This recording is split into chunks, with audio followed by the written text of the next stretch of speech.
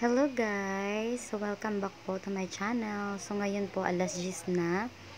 Pinaliguan ko po si Lara kasi natapos ko na po ihatid si kuya niya. At ngayon, nagmamash po ako ng saging para po ipapakain ko po sa kanya. At saka yung saging na yan po is lakatan lang kasi pag latundan, maano po siya, nagpapatigas po ng pupo yun. Sa experience ko po dun sa panganay ko, kay kuya, pinakain ko po siya dati ng latundan. Tapos ang nangyari po, ang tigas ng pupo niya. Tapos dumugo po yung wet po. So sobrang kawawa talaga, umiyak siya. 7 months pa lang siya nung time na yun.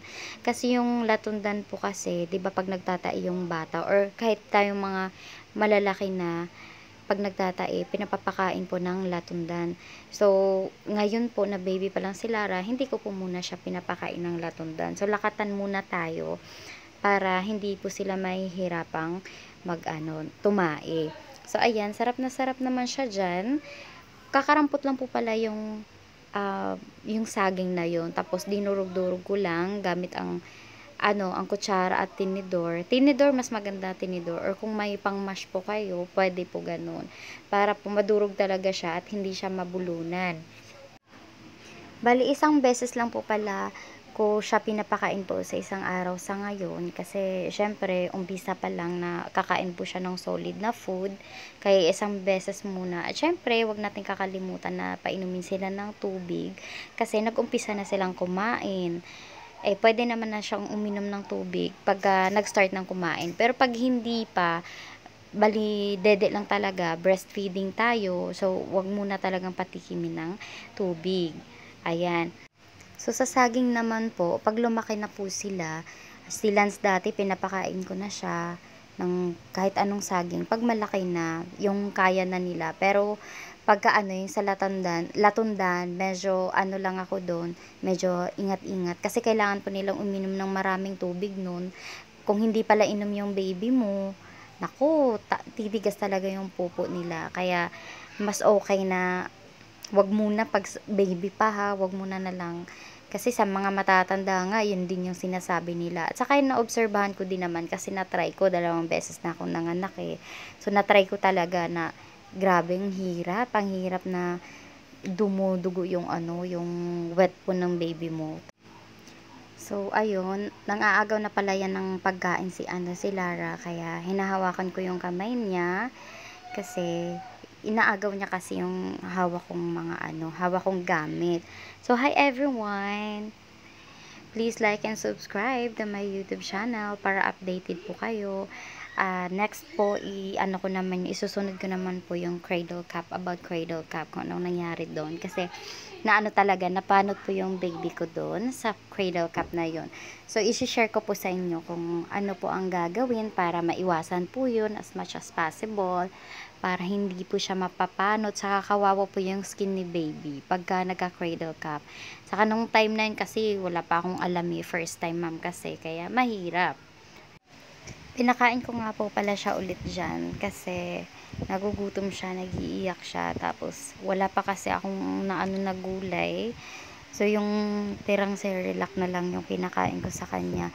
Naku, tuwang-tuwa siya nung pinakain ko. Nagmamadali pa siyang kumain. Nakakatuwang tingnan yung mga babies na ganun. Yung ang sarap-sarap yung nila. Feeling ko ang sarap-sarap ng kain nila, ganun. Tuwang-tuwa din ako. Matutuwa ka talagang nanay kasi alam mo na kumakain yung baby mo. At saka reminder lang po, wag po tayong yung sobrang malulungkot po kasi hindi tayo kumikita. Marami pong mga working mom na gustong magiging full-time mom, pangarap nilang yung profession natin. Hindi po madali magiging nanay. Alam naman natin yun. Kasi, 'di ba, sa tuwing natutulog si baby, inaantok tayo. Kaso, meron tayong mga gawain. Kailangan pa nating maglinis. Kailangan pa nating maglaba. Naku. Tapos, mabilisan pa yun para matapos lang tayo. Ganyan tayong mga nanay. Bawal tayong mapagod. Bawal magkasakit. Kaya, kailangan nating mag-iingat talaga para din sa mga anak natin. Kasi, wala. Ganun talaga nanay tayo eh. Ganun talaga yung rule natin sa buhay siguro. So, ako pala, gumagawa po ako ng paraan para po magkaroon ako ng sarili kong pera. Ngayon po, nag-a-affiliate po ako. Tapos, nag-ano rin po ako sa Popo, nagla-live. Kahit matagal siya, pero at least, meron tayong pagkakakitaan. Kasi mahirap kasi walang sariling pera eh. Sobrang hirap talaga. Alam ko yung pakiramdam na gusto mong bumili ng ganito pero hindi mo mabili. Ako nga ngayon ganyan ako ngayon. Kahit gusto kong bumili ng ng gulay ko pero hindi ko magawa. Buti na lang may malunggay capsule pa ako kasi siguro kung wala, naku wala na sigurong dededeen si baby. So ngayon po pala, yung ininom ko po Energen lang kasi may din yun malakas din po yun magpapagata sa akin.